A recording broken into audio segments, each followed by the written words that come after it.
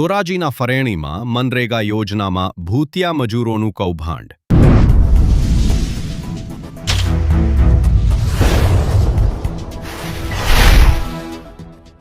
15 વર્ષ બાદ 4 સામે ગુનો નોંધાતા ખળભળાટ. તત્કાલીન મહિલા સરપંચ, તલાટી અને 2 મેટ માસ્ટર ક્લાર્ક વિરુદ્ધ ધોરાજી પોલીસ મથકે નોંધાઈ ફરિયાદ. સરકારી તિજોરીને ચૂનો એક જ સમયે એક જ શ્રમિકને 2 અલગ અલગ સ્થળે કામ કરતા બતાવી આચર્યો ભ્રષ્ટાચાર. શ્રમિકોના ખાતામાં રકમ જમા થયા બાદ સરપંચ પોતે નાણાં પરત ઉઘરાવી લેતા હોવાનો ઘટસ્ફોટ. સરપંચ અને તલાટીએ ભ્રષ્ટાચાર સાબિત થતા અગાઉ રકમ સરકારમાં જમા કરાવી દીધી. એટીડીઓ રાજેશ કામરિયાએ નોંધાવી ફરિયાદ. આઈપીસી 409, 114 અને ભ્રષ્ટાચાર નિવારણ અધિનિયમ હેઠળ કાર્યવાહી.